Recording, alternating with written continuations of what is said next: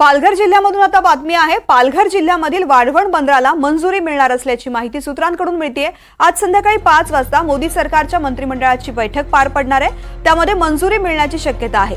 25 फेब्रुवारीला मोदींच्या हस्ते वाढवण बंदराचं भूमिपूजन झालं होतं। वाढवण बंदर प्रकल्प हा एकूण 76,000 कोटींचा आहे, त्याला आज मंजुरी मिळण्याची शक्यता आहे।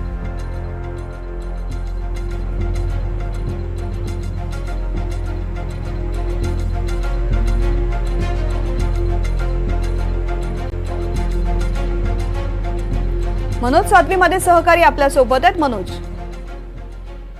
तृप्ती, बहुप्रतीक्षित असा केंद्र सरकारचा हा महत्वाकांक्षी प्रकल्प आहे वाढवण बंदर।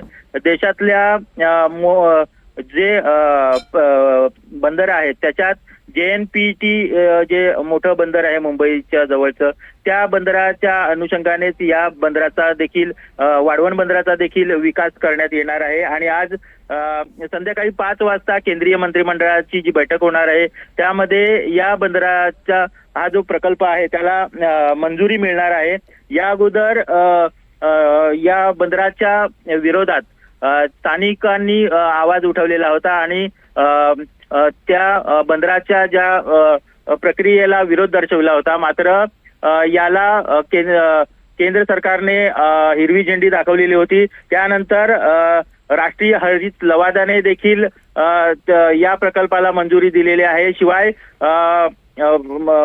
मुंबई उच्च न्यायालयात देखील याचिका दाखल करण्यात आली होती। मुंबई उच्च न्यायालयाने देखील ही याचिका जी विरोधक होती त्यांची याचिका फेटाळलेली आहे आणि आता जे याचिकाकर्ते आहेत ते सुप्रीम कोर्टात गेलेले आहेत। मात्र हा बंदर प्रकल्प जो आहे हा देशाच्या विकासासाठी अत्यंत महत्वाचा प्रकल्प मानला जातो। वाढवण बंदर आहे, या ठिकाणी जी समुद्राची जी खोली आहे ती इतर कोणत्याही ठिकाणापेक्षा जास्त आहे आणि तिथे मोठे कंटेनर उतरवण्याचं किंवा जे मोठ्या बोटी असतील, मोठे बार्ज असतील ते या ठिकाणी पार्क होण्यासाठी चांगली जागा आहे। आणि त्या संदर्भात जी कनेक्टिव्हिटी पाहिजे ती रेल्वे आणि राष्ट्रीय महामार्गाची कनेक्टिव्हिटी देखील या ठिकाणी चांगली आहे। त्यामुळे हा जो प्रकल्प आहे हा देशाच्या विकासासाठी अत्यंत महत्वाचा मानला जातो आणि त्यामुळे आज या मंत्रिमंडळाच्या बैठकीत या बंदराच्या संदर्भात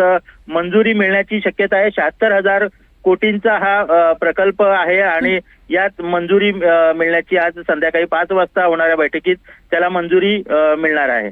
निश्चित प्रकल्प महत्त्वाचा आहे, मात्र नागरिकांचा या प्रकल्पाला विरोध आहे, त्यामुळे मंजुरीनंतर सुद्धा इथले नागरिक नेमकी काय भूमिका घेतात हे पाहणं महत्त्वाचं असेल। मनोज, धन्यवाद संपूर्ण सविस्तर माहितीसाठी।